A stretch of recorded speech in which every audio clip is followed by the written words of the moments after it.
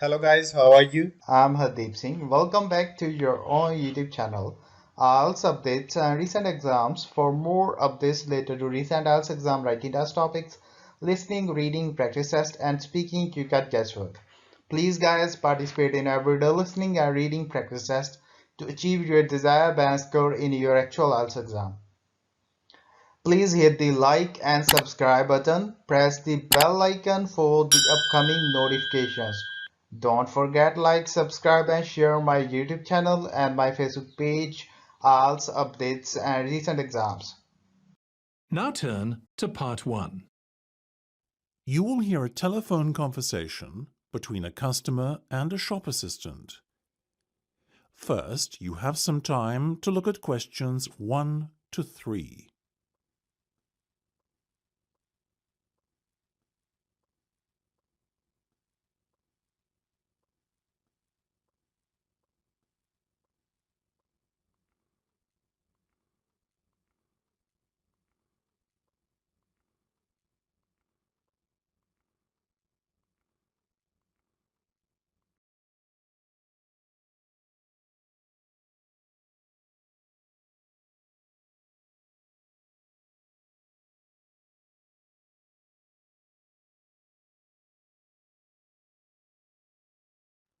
You should answer the questions as you listen, because you will not hear the recording a second time.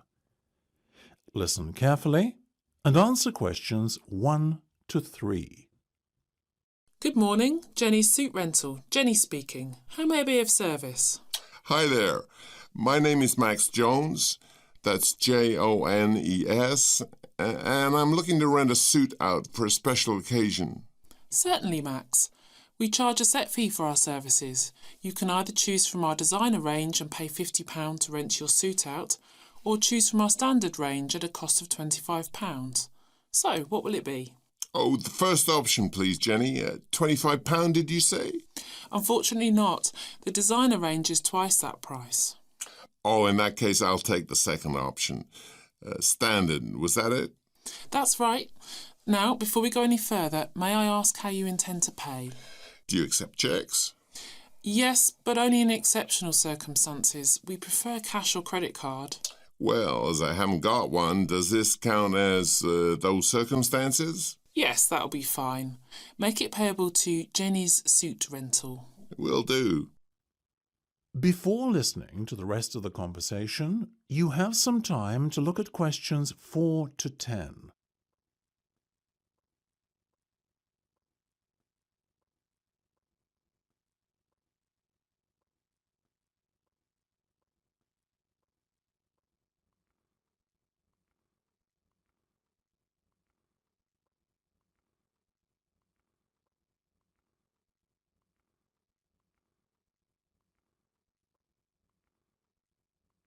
Now listen and answer questions 4 to 10.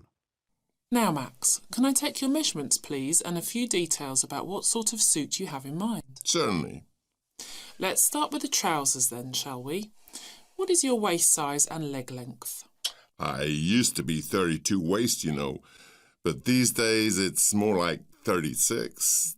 Too many cream pies. I've been there. And about the leg, 34? I wish.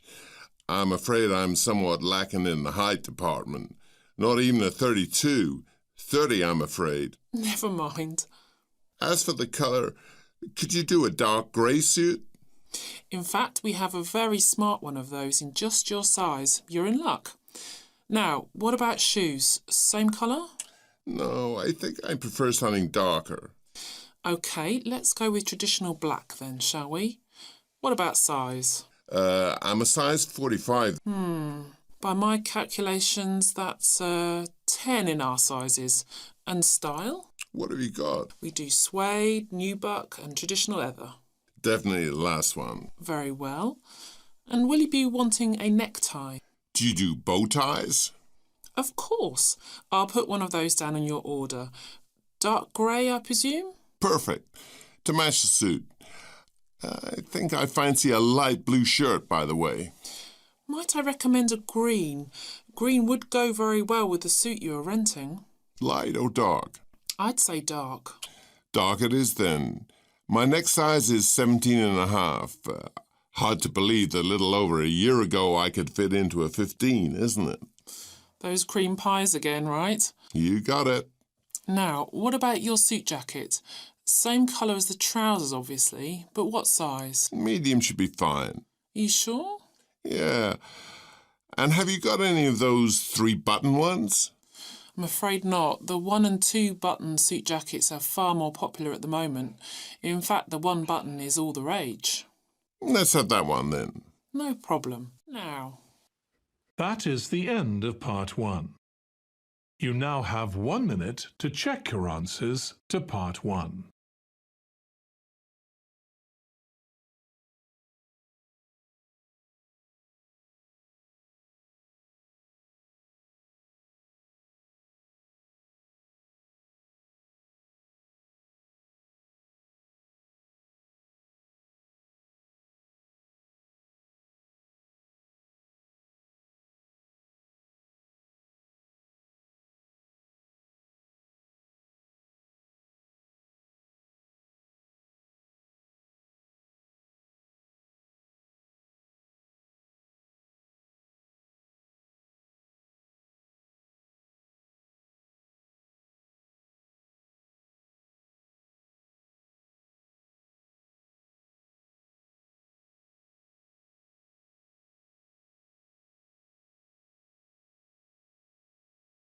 Part 2.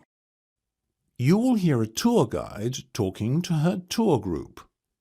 First, you will have time to look at questions 11 to 18.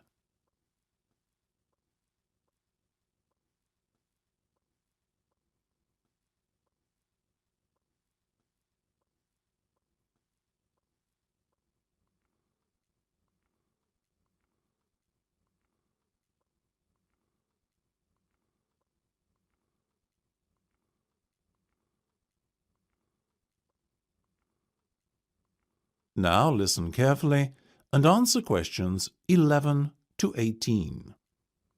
So, here we are in front of the entrance hall on the ground floor of this rather splendid 20th century building, once the home of Lord Redford of Graves, but which now, of course, has been converted into the National Art Museum. Now, look straight ahead towards the end of the entrance hallway to where it narrows. That door will take you into the main exhibition hall. Alternatively, if you take the first right, you'll come to the modern art section, and next to that is the modern art studio, where you can see professional artists at work on their latest masterpieces. Fascinating. Taking a left off the entrance hallway, on the other hand, will lead you to the classical art section. If you look at the map on the entrance wall here, you will notice that there are 2 corridors running towards the back of the ground floor, one on the left and one on the right. They both lead onto the rear corridor, which is home to a further 4 exhibition rooms. On the far right, we have the landscape section. In the centre of the corridor is the still life section. And on the far left of the corridor, there are 2 rooms. As you walk down the corridor towards them, the one on your left is the History of Art room, and the one opposite is the Digital Art room. Right, let's get started then, shall we? Before you hear the rest of the discussion, you have some time to look at questions 19 to 20.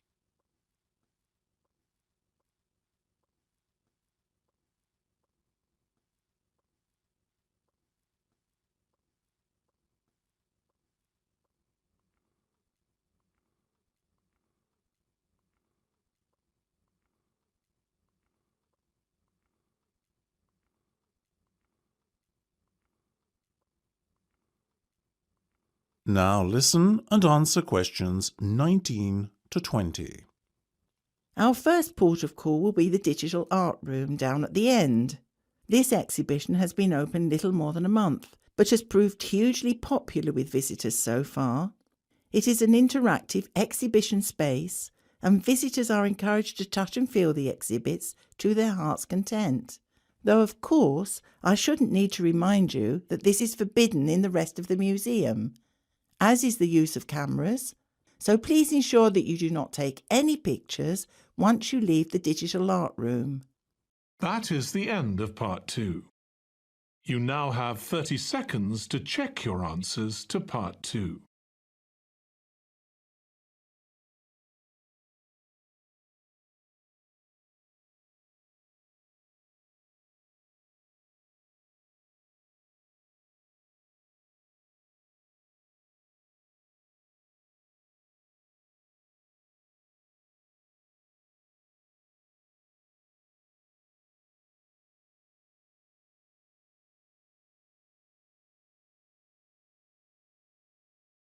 Part 3.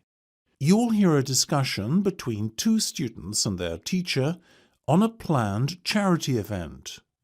First, you have some time to look at questions 21 to 25.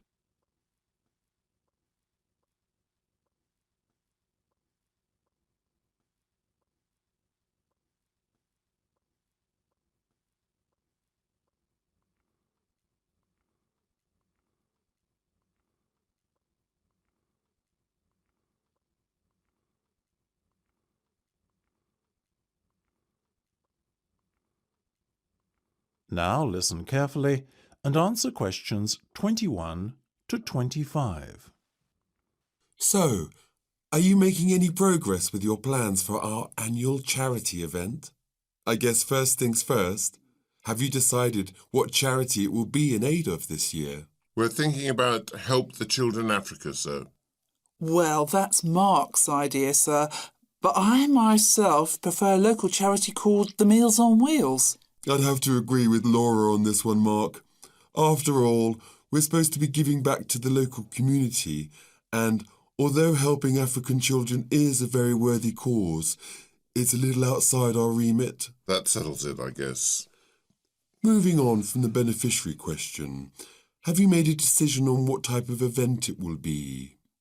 Yes, we plan on doing something a little different this year. We're calling the event Balloonathon. Basically, we're going to offer balloons for sale to all the students. Balloons? I don't see where you're going with this. Why would they want to buy a balloon? Well, here's the thing. We don't actually give them the balloon. Instead, we'll write their name on it along with the special phone number, and then we'll release all the balloons into the air. When they fall to the ground, if a person finds one and rings a special number, then both he and the student who've bought the balloon will win a gift voucher. That sounds like an excellent idea, guys. Well thought out. This Balloonathon has a real novelty value attached to it, don't you think? Exactly what we said, sir. The only drawback is that the gas you put into the balloons is rather expensive. How much? About £20 per canister, and we'll need about 10. And how many balloons are you planning to blow up?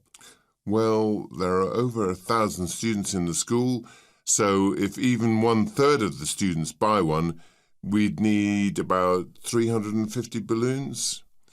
We've decided to order 500 so we don't run out. The good thing is we can return the canisters of gas if we don't use them, and the balloons aren't expensive, so there's no real risk of us spending a lot of money without getting a good return. You two have really thought this one out. I'm impressed. Before you hear the rest of the discussion, you have some time to look at questions 26 to 30.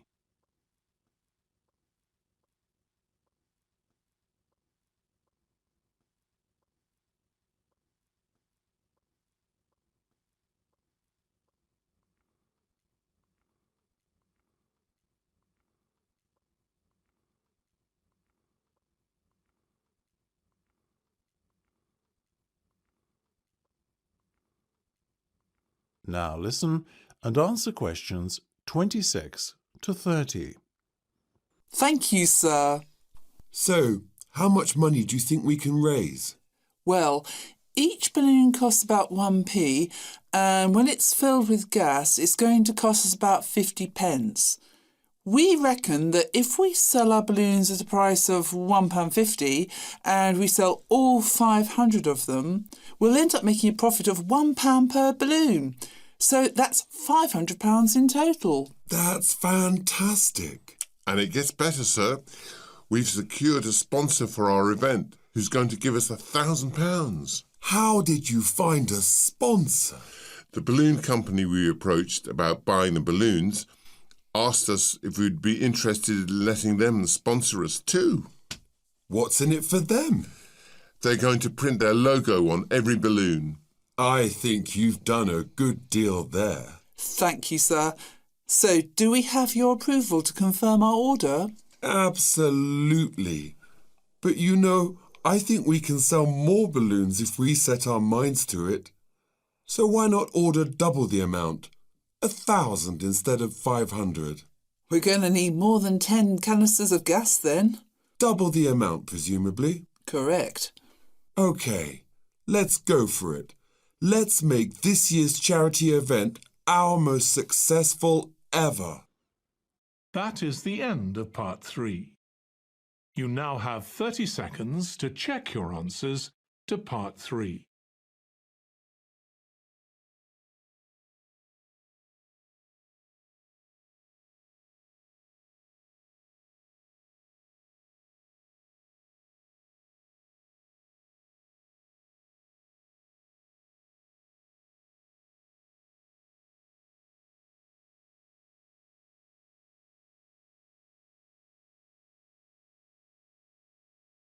Part 4. You will hear part of a lecture about philosophy. First, you have some time to look at questions 31 to 40.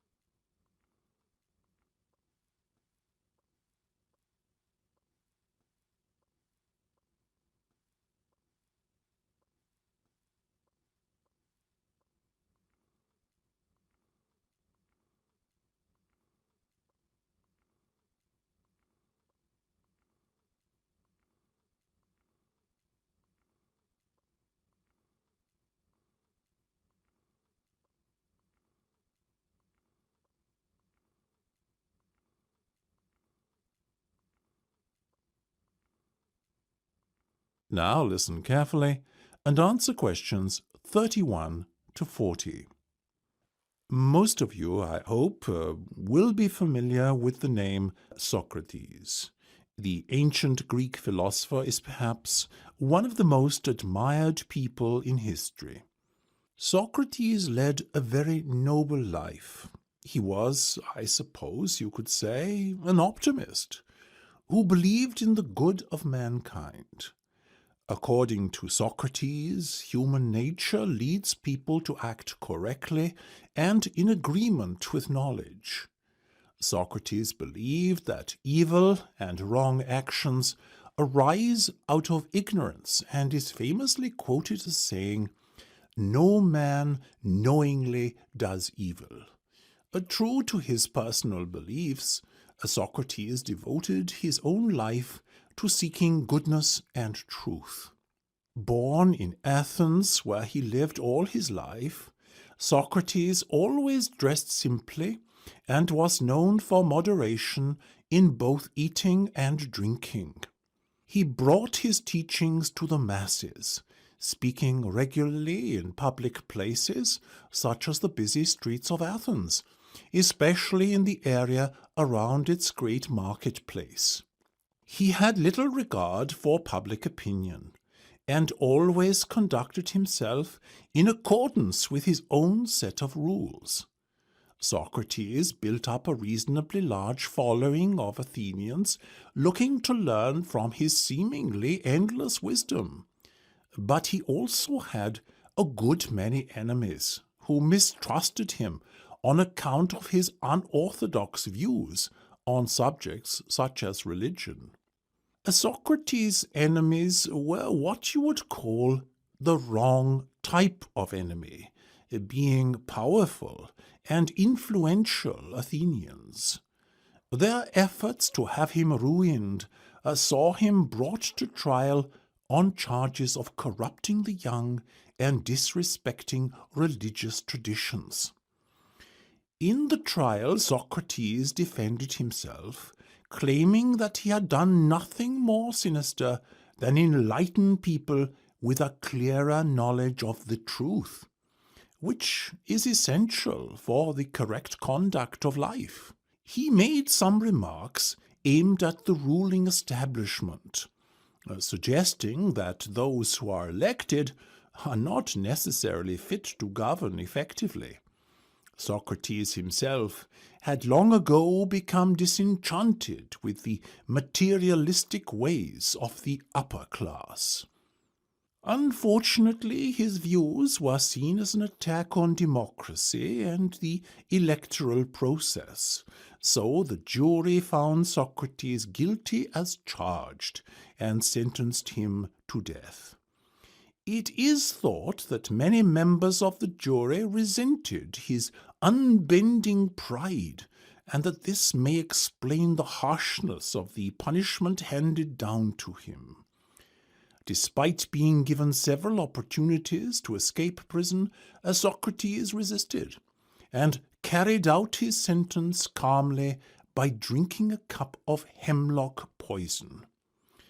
During his life, Socrates introduced the idea that there are a set of universal standards by which people should be judged. His method, known as the Socratic method, involved discussion between two or more people around some key term. In theory, those party to the discussion should all define the term in the same manner. However, his studies found that this was seldom the case. Socrates encouraged his followers to engage in such discussions with the goal of trying to proceed from less adequate definitions to more accurate definitions over time, the ultimate goal being a true and universal definition that could not be contradicted by anyone. This method tended to expose the ignorance of the Athenians of his day. It showed that many things that they assumed true were in fact false. Socrates also used irony to expose people's ignorance of key concepts. That is, he claimed to differ from others in recognizing that he himself was ignorant. His insistence on ignorance reminded other people of their own ignorance, but won him few friends in high places. That is the end of part 4. You would now have 10 minutes to transfer your answers to the answer sheet. So guys, don't forget like, subscribe and share my YouTube channel and my Facebook page. IELTS updates and recent exams. For more updates related to recent IELTS exam writing test topics, listening, reading, practice test and speaking, you got guesswork. Please guys, participate in everyday new IELTS listening and reading practice tests to achieve your desired band score in your actual IELTS exam. For more IELTS material, visit my official website www.ieltsupdatesandrecentexams.com. The link is given below in the description. If you need PDF files of latest IELTS material, then please join my Telegram channel. So guys, please write your score below the comment section. Again, thanks for listening. God bless you all guys. Stay tuned, stay safe.